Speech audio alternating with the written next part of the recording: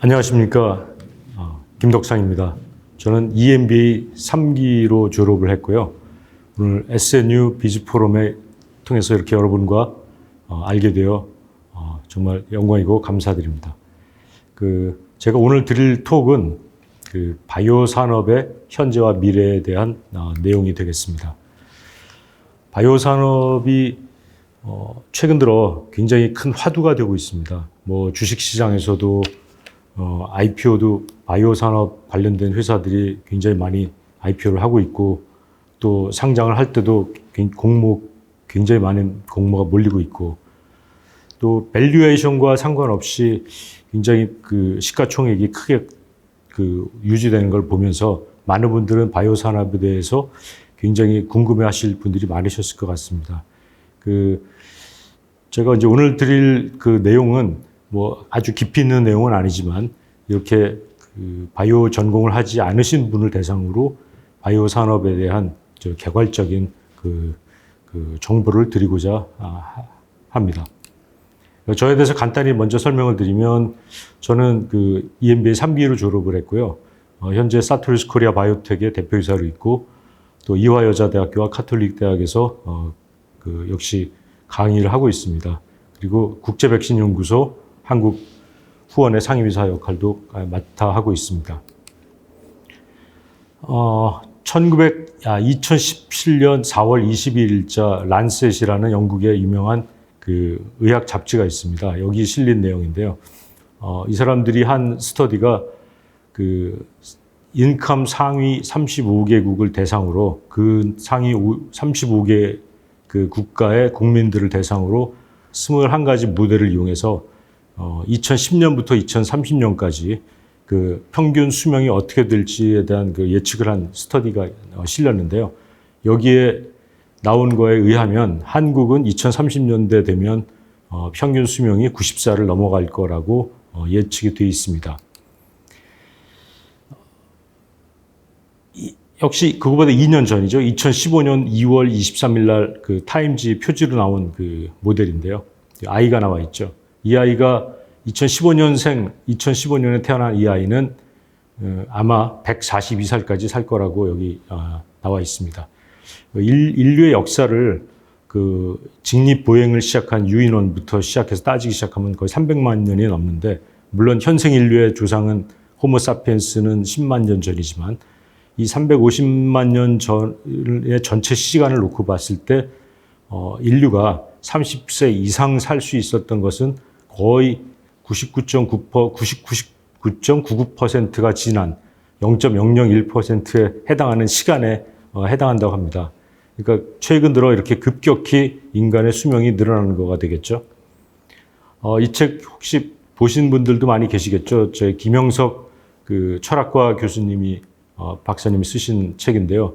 100년을 살아보니라는 책인데, 요즘 같은 이런 장수 시대에 꼭 한번 읽어봐야 될 의미가 있는 책이라고 생각이 돼서 저도 요즘 재밌게 읽고 있는데, 아마 20-20년 지나면은 책 제목도 140년을 살아보니, 150년을 살아보니 이런 책도 나오지 않을까 생각이 드네요.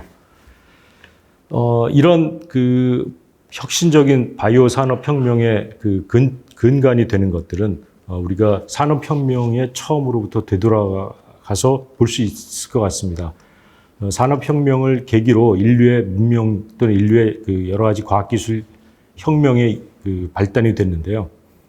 제임스 왓슨이 증기기관을 처음으로 만들어서 이제 산업혁명이 시작됐다고 얘기가 되고 있죠. 산업혁명은 1차 산업혁명, 2차 산업혁명, 3차를 거쳐서 현재는 4차 산업혁명에 돌입해 있는 단계고요. 이 4차 산업혁명은 대통령 직속 산업혁명위원회에서 정의한 바에 의하면 인공지능, 빅데이터, 초연결 등으로 촉발되는 진화혁명, 그리고 그 이상이라고 정의를 했습니다. 여기서 가장 처음에 제시된 분야가 바로 바이오입니다. 다보스 포럼으로 알려진 세계 경제 포럼 창시자죠. 클라우스 슈밥 박사가 2016년도에 제4차 산업혁명이라는 책에서 제4차 산업혁명과 바이오 패러다임에 대한 얘기를 언급을 했는데요. 여기서 클라우스 슈밥 박사는 물리학, 디지털, 생물학의 경계를 허문 거대한 융합의 시대가 4차 산업혁명의 도래와 함께 시작이 됐고, 이것은 단순한 기술혁명이 아니라 거대한 초연결 시대의 시작이라고 이 얘기를 했습니다. 이런 4차 산업혁명의 가장 핵심에 놓인 바이오 산업이 또는 바이오 기술이 어떻게 촉발됐는지 한번 그 역사를 되돌려보면 1953년 4월에 실린 이 간단한 논문으로 인해서 시작이 된 거라고 말씀드릴 수 있겠습니다.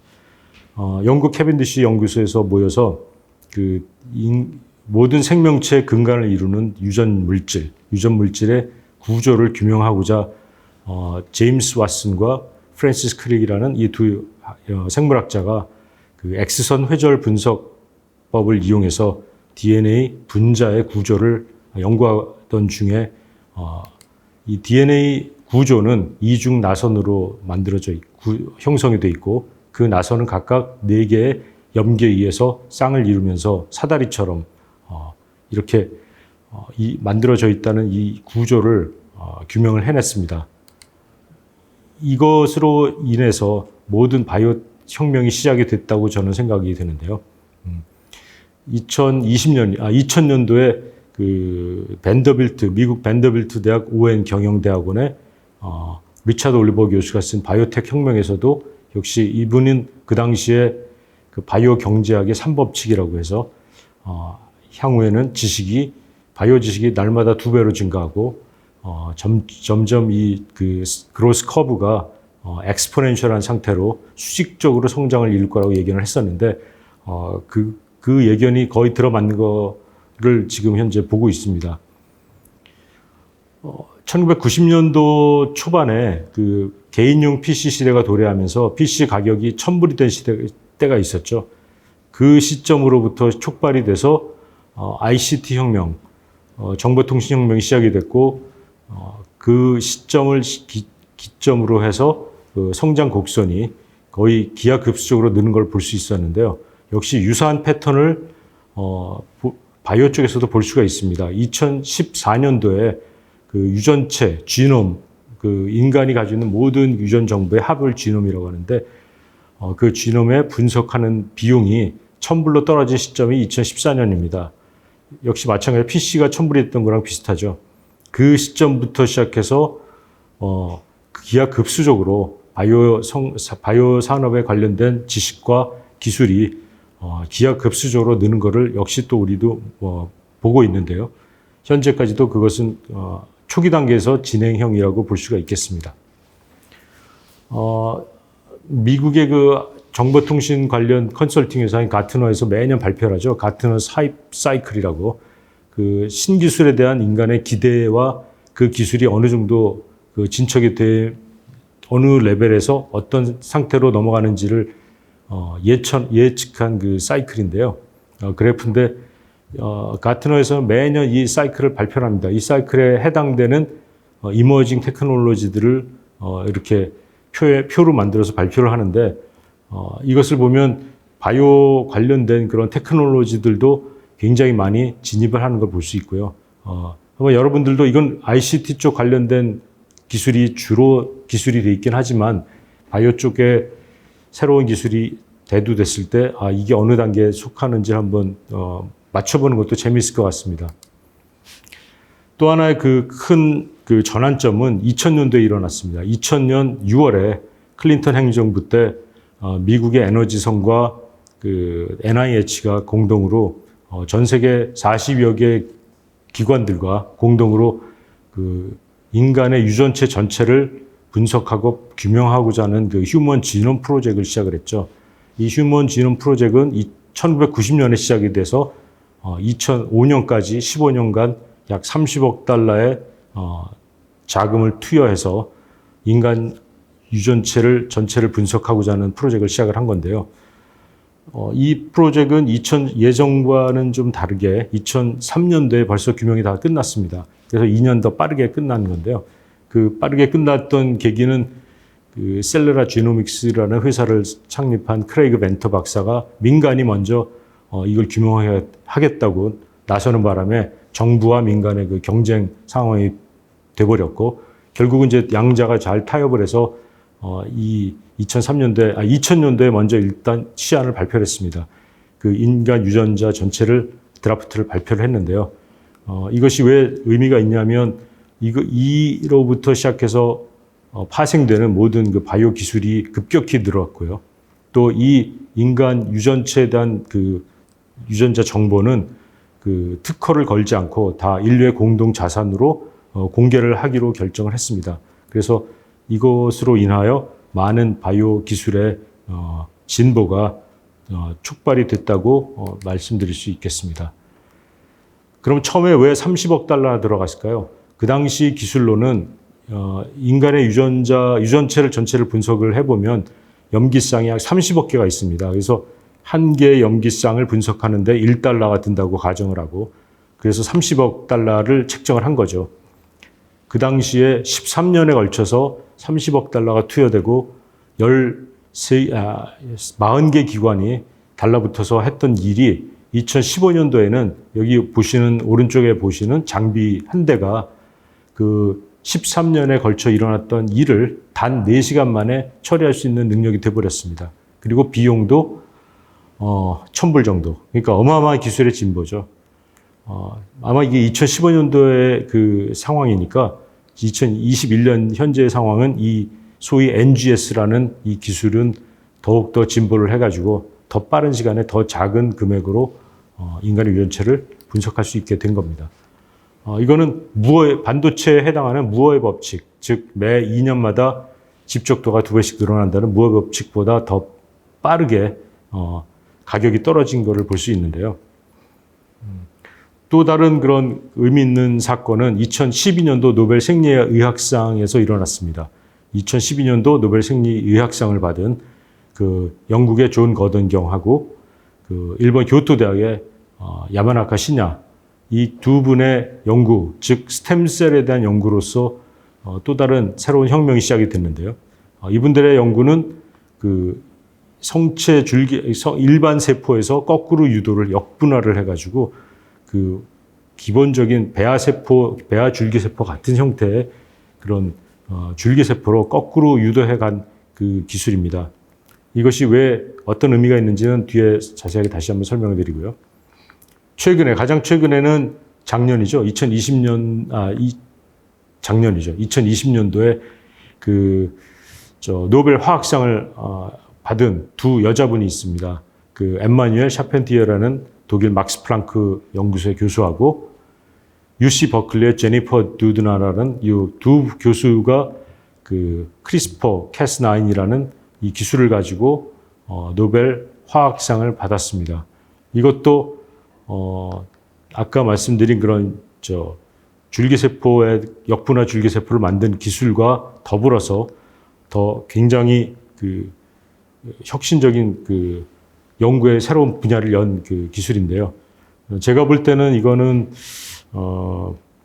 어떻게 보면은 그 판도라의 상자를 인류가 열지 않았나 하는 우려가 될 정도로 이 기술은 그 유전자 가위라고 이제 얘기를 하는데요. 정교하게 우리가 원하는 부위의 유전자를 자르고 붙일 수 있는 기술입니다. 그러니까 이걸 통해서 일단 유전자 분석을 통해서 그 인간의 유전자와 거기에 관련된 모든 기능이 밝혀지면 이 유전자 가위를 이용해서 원하는 대로 편집을 할 수 있다는 얘기가 되죠. 그래서 최근에는 중국에서 HIV, 그러니까 에이즈에 걸리지 않는 그 형질을 갖는 아이를 이 유전자 가위를 이용해서 아이를 만드는 이런 사건도 벌어졌는데요. 물론 질병 치료나 이런 쪽에 굉장히 많은 그 진보에 도움이 될 수 있겠지만 또 반대로 악용이 되면 또 인류에 큰 재앙을 가져올 수 있는 그런 그 양면의 칼날 같은 그런 기술이라고 생각이 됩니다. 이런 바이오 의약품 산업을 말씀드리면 전 세계에 지금 제약 산업 규모가 1200조라고 예견이 되고 있고 한국은 굉장히 작습니다. 한국의 시장 규모는 1.8%밖에 안 되고요. 21조 정도 되는데 지금 현재 추세는 오른쪽 표에 보시는 것처럼 그 점차적으로 바이오 의약품의 비중이 점점 높아지고 있습니다. 바이오 의약품과 그럼 일반 의약품이 어떻게 다른가? 그 말씀을 드리기 전에 먼저 이 바이오 의약품 산업에 대한 그 특성을 먼저 말씀드리면 바이오 인더스트리는 바이오 의약품 산업은 일단 고위험 산업입니다. 하이 리스크. 그 개발에 들어가는 시간과 비용이 어마어마하게 들어가는 그 산업이고요. 그렇게 많은 투여를 해가지고 만 개의 컴파운드를 시작을 해서 스크리닝 해 나가다 보면 진짜 나중에 그 최종 승인을 받은 FDA 승인을 받을 수 있는 약은 달랑 한 개 나올 수 있는 이런 굉장히 그 힘든 산업이죠. 그와 반면에 또 하이 리턴을 갖다 주는 산업입니다. 그 여기 보시는 거는 휴미라라고 전 세계 의약품 매출 1위의 의약품인데요. 이 휴미라는 그 자가 면역 질환 치료제로 쓰이는 그 항체 의약품인데 미국의 에브비라는 제약회사에서 만들고 있습니다. 이거 작년 2019년 재작년 데이터인데 2019년도 매출액이 190억 달러입니다. 그러니까 이 의약품 하나로 20조를 벌어들이는 셈이죠. 또 하나 바이오 의약품 산업은 그 규제기관에서 아주 철저하게 규제를 하고 있는 분야이기도 합니다. 그래서 미국에서는 FDA라든지 한국에서는 식약청 이런 쪽에서 유럽에서는 EMEA라고 하죠. 이쪽에서 아주 타이트하게 규제를 하고 있는 분야이기도 합니다. 뭐 이 얘기는 뭐 아주 유명한 얘기니까 이러하지만 알고 계신 분들 많이 계시겠지만 이렇게 FDA에서 규제를 하게 된 계기는 1960년도에 일어난 그 탈리도마이드 디제스터라는 아주 비극적인 사건 때문에 시작이 된 거죠. 그 당시 그루넨탈이라는 독일 회사가 그 수면제 또는 진정제로서 팔았던 이 탈리도마이드라는 이 약이 그 당시 임산부들의 입덧을 치료하는 용도로 많이 이제 약국에서 판매가 됐는데요.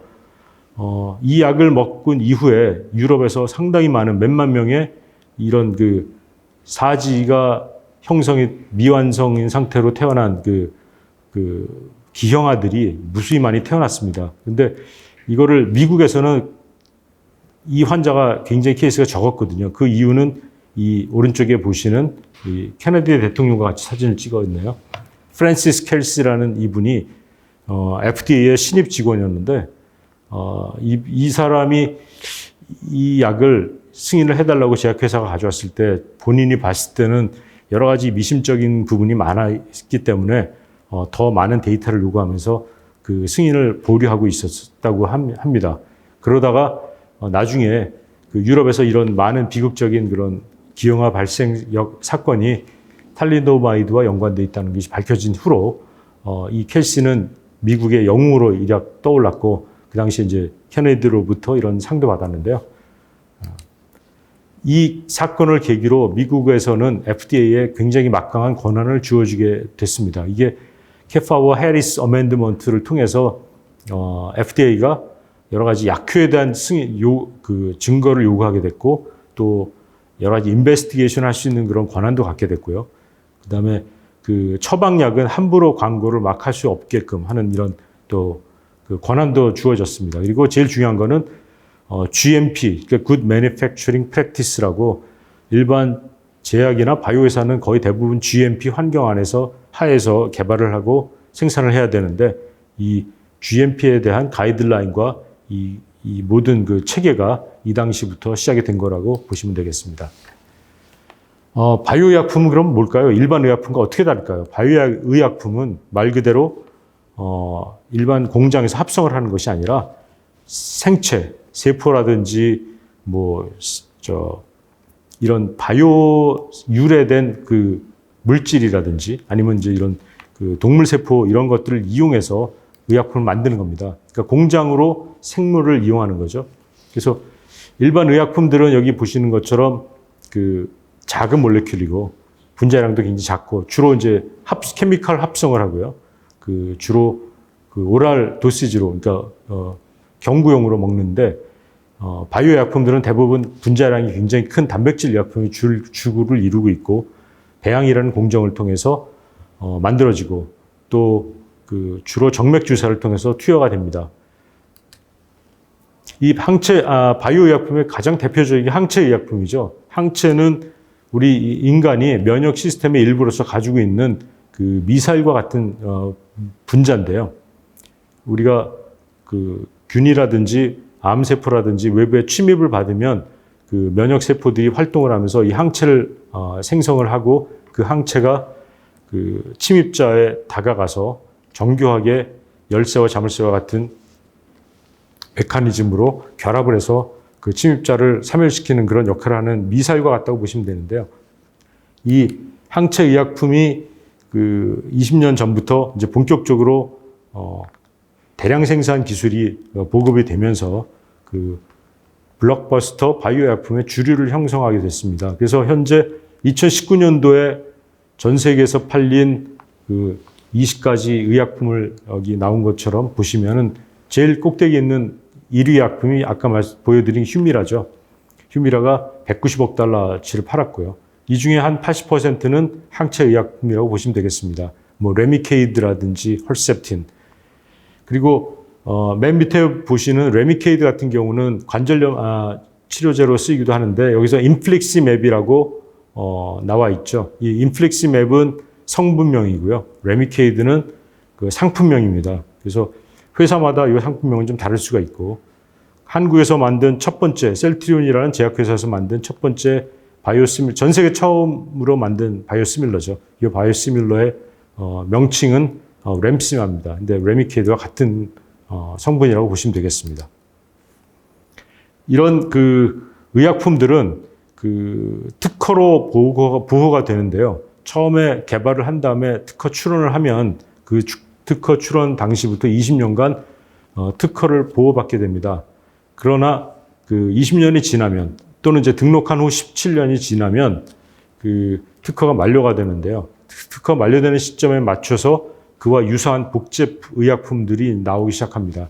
그 복제 의약품들은 훨씬 더 저렴한 가격에 만들 수가 있어서 많은 그 제약회사들이 이쪽을 타겟하고 개발하고 있는데 일반 의약품의 그 케미컬 의약품의 복제품은 그 그냥 제네릭이라고 하죠. 바이오 의약품의 복제품은 바이오시밀러라고 이야기를 합니다. 바이오시밀러라는 것은 말 그대로 똑같지가 않고 유사하다는 얘기죠. 여기 왼쪽에 있는 사과는 완전히 똑같죠. 이거는 아이덴티컬한 거죠. 그러니까 일반 의약품들은 복제품이라 하더라도 똑같이 만들 수가 있습니다. 왜냐하면 그 정확한 케미컬 조성만 알면 그 합성할 때 그 제법대로만 합성을 하면 똑같이 나오거든요. 근데 바이오 의약품들은 이게 거의 불가능합니다. 그 불가능한 이유는 이 바이오 의약품을 만드는, 제조하는 그 공장 자체가 살아있는 생물체를 이용해서 만들기 때문에 살아있는 생물체가 그때그때 처한 환경이라든지 상태에 따라서 만들어내는 결과물도 달라지게 되죠. 그래서 그 규제기관에서 식약처나 FDA에서 요구하는 그 규정을 보면 원래 오리지널 의약품과 거의 유사한 여러 가지 중요한 그 요소들은 거의 같아야 되고요. 그 나머지 마이너한 부분들은 좀 달라도 그거는 인정을 해줍니다. 이 바이오 약품이 왜 만들기 힘든가를 설명을 드리는 그림입니다. 이게 여기 그 이태리에 가보신 분들은 다 한번 보셨을 만한 그 걸작인데요. 그 피렌체에 가시면은 아카데미아 미술관에 있는 그 르네상스 시대의 그 미술 그 거장 미켈란젤로가 그 만든 다비드상입니다. 대리석으로 만들었죠. 4.3m짜리 대리석을 깎아서 이걸 만들었는데요. 그 당시 역사책을 읽어보면 미켈란젤로가 이것을 만들 때 그냥 그 대리석 덩어리에다가 그 피렌체 성당 뒤쪽에 뒹굴고 있던 그 대리석 덩어리를 가져다가 거기다 그림을 그리고 그 실물도 없이 그 모델 없이 그냥 그 머리 상상만으로 이걸 그 깎아서 만들었다고 하는데 당대 사람들이 이걸 너무 훌륭해서 미켈란젤로한테 물어봤다고 합니다. 당신은 어떻게 이렇게 훌륭한 작품을 만들 수 있었습니까? 했더니 미켈란젤로의 대답은 아주 간단했다고 하네요. 이건 굉장히 간단합니다. 저는 그냥 단지 3.3m짜리 대리석 덩어리를 가져다가 그 데이빗에 속하지 않은 부분만 그냥 제거해냈을 뿐입니다. 라는 얘기를 했다고 하네요. 왜 이 얘기를 드리냐 하면 바이오 의약품을 만드는 과정이 바로 이거랑 똑같기 때문입니다. 바이오 의약품은 왼쪽에 보시는 큰 그 포트 안에서 뭐 배양을 하든 발효를 하든 이제 바이오 그 시스템들, 그러니까 세포가 만들잖아요. 바이오 의약품을 만들면 거기에는 무수히 많은 불순물들이 섞여 나옵니다. 그 세포 자체에서 따라 나오는 불순물뿐만 아니라 외로부터 들어온 바이러스라든지 여러 가지 그런 파이로젠이라든지 이런 것들이 나오는데, 이런 것들이 그 최종적으로 마지막 의약품에 포함이 되어 있으면 그것이 사람 몸에 들어가면 굉장히 위험하기 때문에 바이오 의약품의 정제 공정은 이런 불순물들을 하나하나 제거해 나가는 공정이라고 보시면 되겠고요. 이것이 굉장히 힘든 공정이 되겠습니다. 그래서 여기 보시는 것처럼 큰 배양 탱크를 거쳐서 나머지는 전부 다 정제 공정이죠. 여기 보시는 모식도도 역시 마찬가지로 항체 의약품을 만드는 공장인데, 배양기를 거쳐서 다양한 그 스텝의 정제 공정을 거쳐서 최종적으로 순수한 의약품을 만들게 되는 것입니다. 여기 걸려있는 탱크들은 하나가 15,000리터짜리 배양 탱크입니다. 그래서 이 배양 탱크에서 동물세포가 항체 의약품들을 만들어내는데, 한 번 배양하는데 보통 한 달에서 6주 정도가 소요가 됩니다. 앞으로의 추세는 저런 그 스테인리스 스틸로 되어 있는 하드웨어에서부터 점차적으로 한번 쓰고 버리는 백으로 만들어진 일회용 리액터를 많이 쓰는데요. 앞으로의 모든 바이오 공장들은 이렇게 그림에서 보시는 것처럼 플라스틱 백에서 만들어서 한번 생산하고 나서 바로 버리는 이런 형태로 바뀌어가고 있습니다. 이번에는 신약을 개발하는 과정에 대해서 말씀을 드리겠습니다. 많은 분들 알고 계실 텐데요. 신약을 개발하는 과정은 드럭 디스커버리 단계, 그 다음에 전임상, 그 다음에 임상이 끝나면 최종적으로 승인을 받은 후 마케팅하게 되는 단계까지 4단계로 나눠서 생각을 해볼 수 있겠습니다. 드럭 디스커버리 단계에서는 여러 가지 아이디어를 이제 프루프 오브 컨셉으로 해서 그 규명해내는, 그리고 거기서 유력한 그 캔디데이트를 도출해내는 그 과정이 되겠고요. 이 과정이 거쳐지면 그 다음에는 전임상 단계에서 여러 가지 독성 검사를 하게 됩니다. 독성 시험들을 하게 되죠. 또는 파마콜로지한 양리학에 대한 그런 실험들도 하게 되고요. 주로 이 단계에서는 동물을 이용해서 시험을 하게 되고, 여기서 통과가 되면 그 다음에는 이제 3단계에 걸친 임상 시험을 하게 됩니다. 1상, 2상, 3상.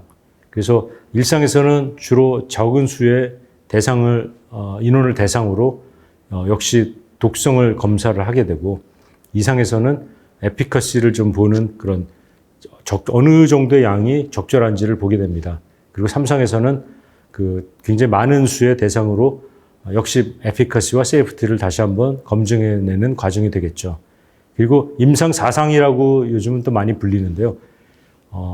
이것이 다 끝나면 이제 NDA가 시작이 되면서 판매를 할 수 있는 상황이 되는데, 이 판매를 하면서도 계속 그 서베이를 계속하면서 또 임상 3상까지 사이에서 그 감지하지 못했던 그런 어떤 문제들이 있는지를 또 4상을 통해서 하게 되는 과정이 되겠습니다.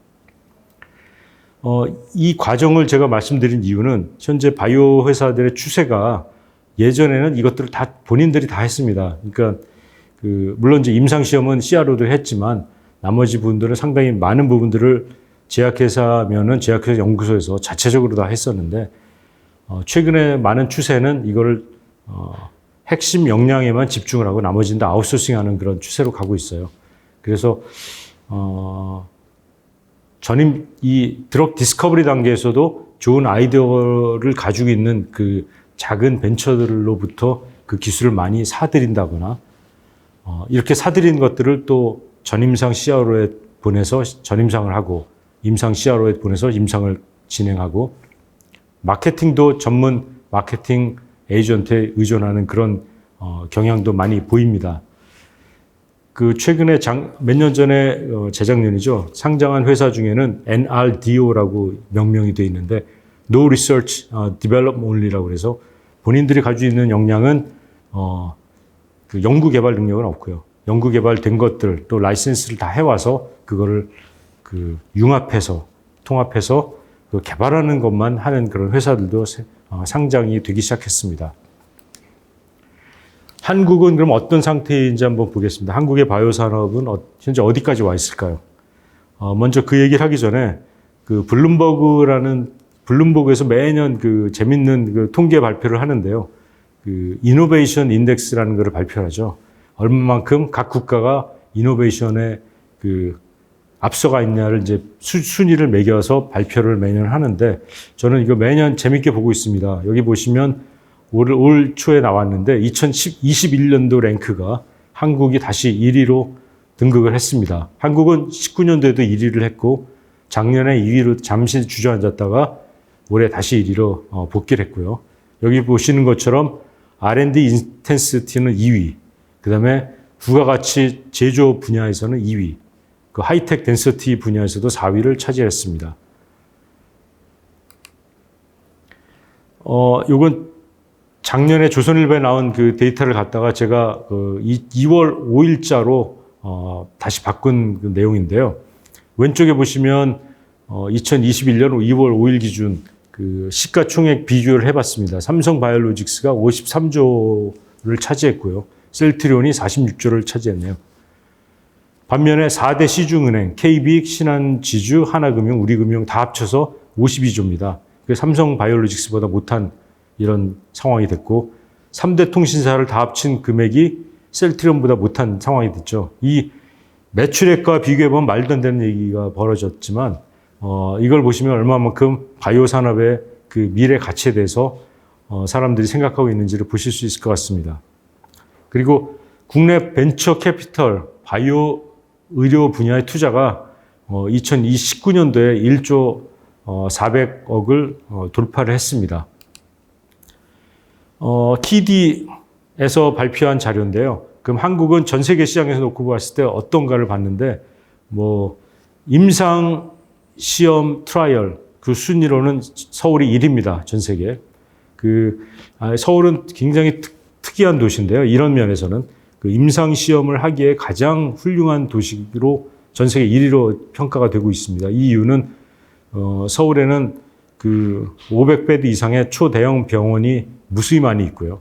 그리고 고급 의료 인력도 아주 많이 있고, 그리고 희귀 질환을 포함해서 그 임상 대상이 될 수 있는 환자들도 손쉽게 구할 수 있는 그런 그 아주 훌륭한 시장이라고 의료 메디컬 쪽에서는 얘기를 하고 있네요. 그리고 더 특이한 부분은 CMO 그 용량입니다. 전 세계적인 CMO. CMO는 Contract Manufacturing Organization의 약자인데요. 그 아까 말씀드린 바이오 의약품의 생산은 보통 동물 세포를 이용해서 하고 있는데 그 동물 세포는 그 큰 배양 탱크에서 이루어집니다. 아까 보여드린 그 사진에 보신 그 몇 개 층에 걸쳐서 매달려 있는 그 탱크들이죠. 그 탱크가 15,000리터라고 말씀을 드렸는데 이것에 합친 그 전체 숫자가 바로 여기 오른쪽에 보시는 겁니다. 삼성 바이오로직스가 현재 36만 리터의 용량을 가지고 있고요. 최근에 4공장 프로젝트를 시작을 했죠. 그래서 조만간에 62만 리터를 확보를 하게 됩니다. 옆에 있는 셀트리온도 현재 19만 리터를 가지고 있지만 조만간 57만 리터로 늘린다고 발표를 했고요. 현재 세계에서 가장 앞서 나가는 CMO라고 알려져 있는 베링거 인겔하임이나 스위스의 론자 같은 경우는 각각 30만 리터를 가지고 있는데 이 두 개를 합쳐도 현재 그 삼성과 셀트리온이 조만간 더 앞서게 됩니다. 그래서 이 두 회사는 다 송도 신도시에 위치하고 있고 그래서 송도가 전 세계적으로 그 가장 큰 그 바이오 의약품 제조의 중심으로 자리를 매겼습니다. 또 하나가 의미 있게 보셔야 될 부분이 바로 이 재생의학 쪽입니다. 그 리젠메드라고 하죠. 리제너레티브 메디슨이라고 하기도 하고, 이 재생의학은 줄기세포, 세포치료 또는 조직공학 이런 것들을 총체적으로 이루는 말인데요. 한국의 그 재생의학 쪽 시장이 세계에서는 두 번째로 중요하다고 평가를 받고 있습니다. 현재 재생의학 쪽에 관련된 그런 그 임상 시험 숫자도 아시아에서는 1위고요. 전 세계적으로도 2위를 차지하고 있습니다. 그리고 작년에 첨단 의료 관련된 그 첨생법이라고 하죠. 그 첨단 의료 관련된 그 법이 개정이 됐습니다. 8월 26일 날. 그 전에 황우석 그 사건 이후로 위축돼 있던 특히 연구개발에 많은 제약이 있었던 부분들이 첨생법으로 인해서 많이 규제가 풀렸고 그 이제 앞으로는 한국에서도 이런 그 최첨단 분야인 재생의학 쪽에 그 많은 그 연구 성과가 이루어지리라고 생각이 되고 있고요. 항체의약품과 더불어서 이 재생의학 쪽은 향후에 바이오의약품 시장을 이끌어갈 주류가 되리라고 생각이 됩니다. 현재 바이오벤처의 숫자가 2,500개가 넘는다고 하네요.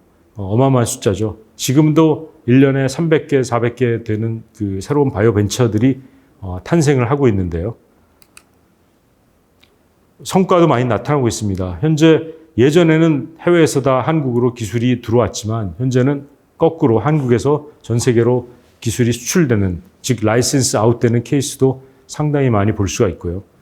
작년만 하더라도 13 케이스, 즉 10조 원이 넘는 그 금액의 라이센스 아웃 성과를 한국이 이뤄냈습니다. 또 하나가 한국에서 오히려 전 세계의 그 공장을 확장해 나가는 그런 추세도 볼 수가 있네요. 앞으로의 추세를 한번 살펴보겠습니다. 앞으로의 추세는 그 예전에는 병이 걸리면 그거를 치료하는 쪽에 포커스가 돼 있었지만 앞으로는 점점 병이 걸리기 전에 진단을 하고 또는 미래에는 진단도 하기 전에 미리 그 사람의 유전자를 다 파악을 하고 그 유전체의 특성을 알고 미리미리 그 병이 생기지 않게끔 그 프리벤션을 할 수 있는 그런 기술로 점점 발전해 나가리라고 보여지네요.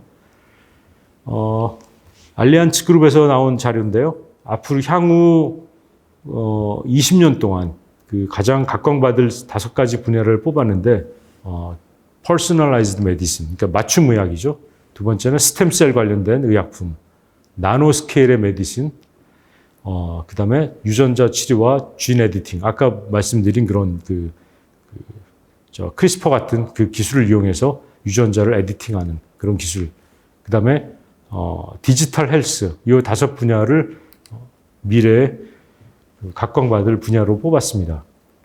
먼저 그 맞춤의학 분야를 살펴보겠습니다. 맞춤의학 분야는 현재는 모든 사람들이 병에 걸린 사람들을 특성을 살펴보면 다 특성이 다르죠. 유전자가 물론 다 다르기 때문에 이런 사람들을 현재는 어떻게 치료를 하냐 하면 딱 정해진 한 가지 약을 투여를 합니다. 이 한 가지 약을 투여하는데 어떤 사람한테는 아주 효과가 좋을 수도 있고 효과가 없을 수도 있고 또는 부작용이 나타날 수도 있겠죠. 근데 향후에는 이런 한 가지 약을 정해서 무작정 투여하는 게 아니라 각각 환자들의 특성을 분석을 한 다음에 여기에 맞는 약으로 교정을 해서 거기에 맞는 약으로 맞춤 제조를 해가지고 투여를 하게 되면 부작용이나 반응이 없는 환자가 없이 모든 사람이 다 효과적으로 치료를 받을 수 있는 이런 시대가 되겠죠. 이런 부분들을 맞춤의학, personalized medicine 또는 정밀의학이라고 말하고 있습니다. 또 다른 새로운 분야는 세포치료제입니다. 아까 말씀드린 그 재생의학 쪽에, 리젠메 쪽에 하나인데요. 현재 180개 이상의 그 셀 세라피 의약품들이 현재 개발이 되고 있습니다. 그 대표적인 세포치료제가 CAR-T 치료죠. CAR-T는 그 인간의 면역세포 중에 T세포라고 있는데 T세포가 주로 암과 싸우거나 병균과 맞서 싸우는 세포죠. 그 T세포 중에 예를 들어서 암세포를 인식하는 그리고 그 암세포가 발생했을 때 가서 그 공격을 할 수 있는 그런 그 센서가 그 리셉터가 없는 경우에 암세포가 컨트롤 받지 않고 무작정 이제 증식을 하게 되는데요. 이런 환자들을 대상으로 그 환자 몸에서 직접 그 T세포를 추출을 해서 여기에 유전자 조작을 통해서 이 암세포를 인식할 수 있는 그런 그 센서들을 달아줍니다. 그걸 조작을 해서 다시 배양을 한 다음에 이거를 다시 환자에 넣어주면 환자는 이제부터는 새로 수혈받은 이 본인의 교정된 그 T세포는 이제는 무기를 가지고 있는 셈이 되겠죠. 이런 식으로 치료를 하게 되는데, 현재는 아직 치료비가 어마어마하게 비쌉니다. 거의 뭐 돈 10억 가까이 드는 이 비가 드는 상황인데요. 이것도 점차적으로 기술이 발전하면서 상당히 많은 회사들이 이쪽에 뛰어들었고 점점 더 비용이 싸고 효율적인 그런 치료법들이 점점 나오리라고 생각이 됩니다. 그 다음에 스템셀 세라피입니다. 스템셀도 마찬가지로 아까 그 야마나가 신야 교수가 이제 역분화 그 줄기세포를 그 개발하는 방법을 가지고 노벨상을 받았지만 이런 기술들이 점점 더 발전을 하게 되면 인간의 신체 세포에서 일부 세포를 띈 다음에 역분화를 시켜서 줄기세포 상태로 만들고 그 줄기세포 상태에다가 교정된 유전자를 집어넣어서 다시 이거를 몸 안에 넣어주면 그 몸 안에서 다시 그 줄기세포가 분화를 해서 정상적인 세포로 바뀌어지는 그런 근원적인 치료가 가능해진다고 볼 수가 있겠죠. 그리고 유전자 치료입니다. 유전자 치료는 말 그대로 그 디펙티브한 유전자를 갖고 태어난 경우 그 여러 가지 유전병의 원인이 되는데요. 이런 경우에 그 결손이 된 유전자를 빼내서 또는 그거를 다른 그 교정된 유전자로 치환해주는 그런 치료법이 되겠습니다. 그래서 이런 유전자 치료는 주로 그 운반체로서 아데노바이러스라는 또는 아데노 어소시에이트 바이러스라는 이 바이러스를 운반체로 쓰는데요. 이것이 바로 최근에 그 아스트라제네카에서 개발하고 있는 그 코비드 백신 그 운반체와 똑같은 메커니즘이 되겠습니다. 그다음에 조직공학입니다. 이 조직공학은 신체 외에서 그 인비트로 상태에서 그 조직의 일부를 띄어서 그거를 배양을 한 다음에 다시 인체에 그 이식하는 그런 방식이 되겠는데요.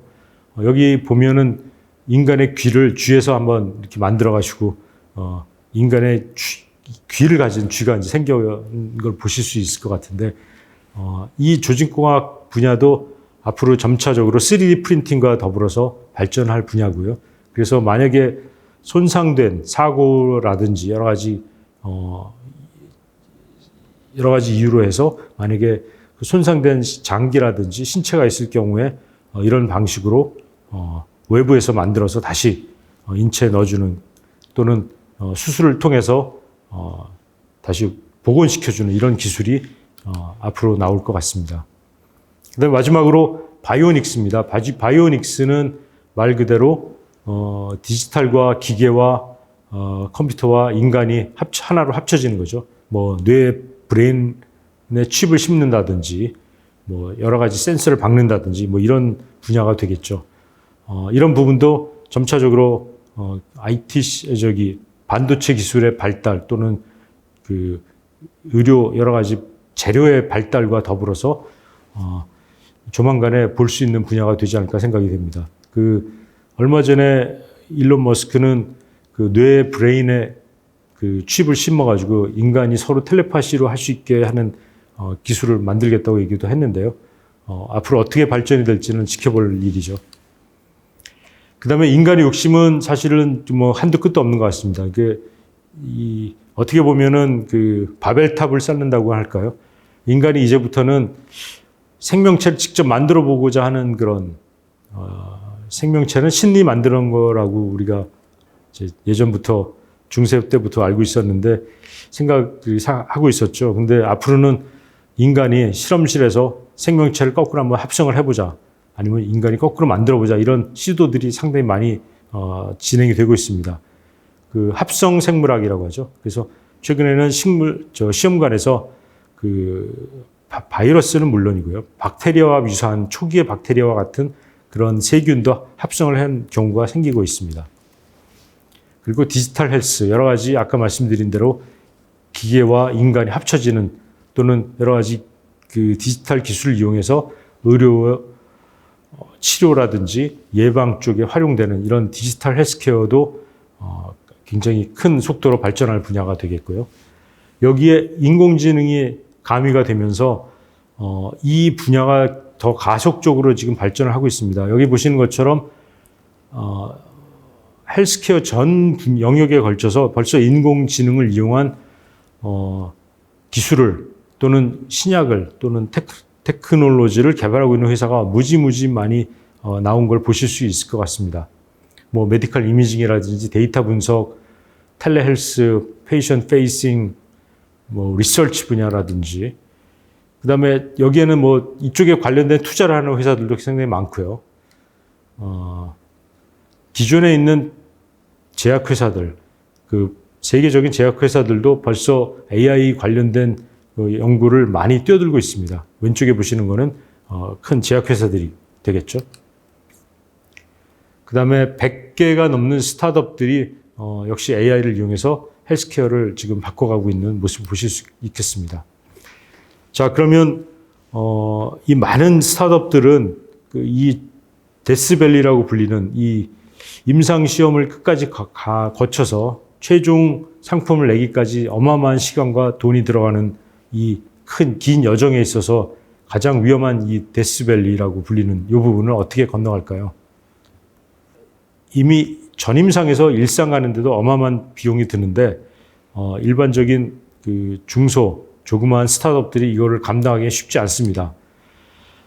그래서 현재 많은 큰 다국적 제약회사를 포함해서 또는 중소제약회사 또는 스타트업들 다 마찬가지로 바라보고 있는 분야가 바로 이쪽 부분이 되겠습니다.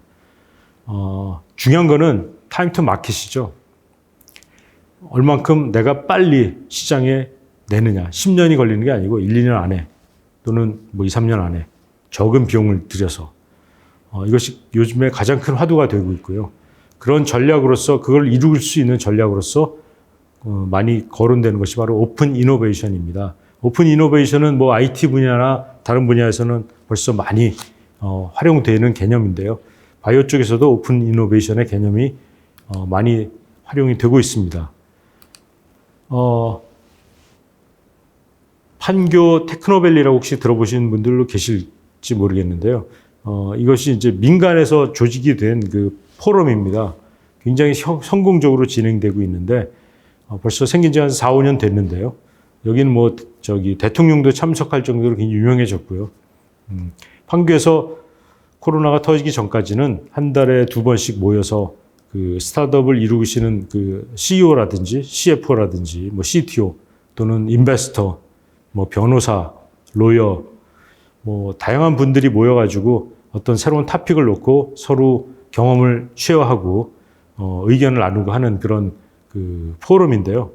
뭐 10,000원만 내고 와서 상당히 많은 서로 교감도 나누고 정보도 얻고 또 이런 아주 자발적인 그런 그 포럼이 시작이 됐는데 굉장히 성공적으로 진행이 됐습니다. 그래서 아마 올해 코비드가 사라지게 되면 이 혁신신약 사롱도 다시 활발히 진행되지 않을까 생각이 되고요. 현재 판교에서 시작된 것이 전국에 걸쳐서 파생해가지고 오송에서도 하고 있고 인천 지역에서도 송도에서도 하고 있고 뭐 대전에서도 하고 있고 이렇게 많은 지역에서 하고 있습니다.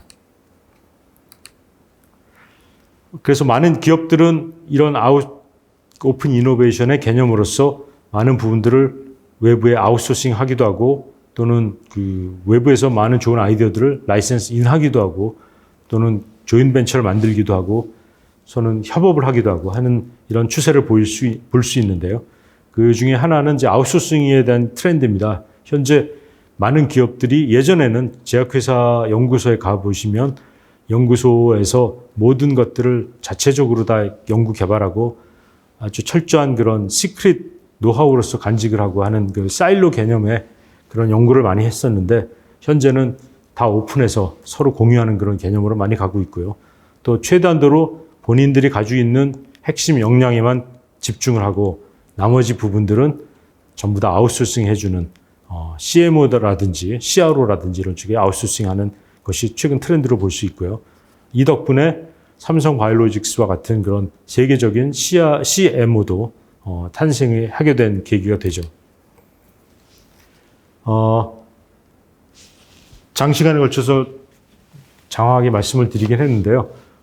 제가 마지막으로 드리고 싶은 말씀은 이런 기술의 진보와 또는 이런 기술의 진보가 여러 가지 산업과 경제, 비즈니스 또는 우리 사회에 어떤 영향을 미치는지 이런 어떤 인사이트를 가질 필요가 있을 것 같습니다. 그래서 이런 해안을 가지고 바라보면 그 변화되는 미래 세상에 우리가 조금 더 빨리 적응할 수 있고 더 잘 할 수 있지 않을까 하는 생각이 듭니다.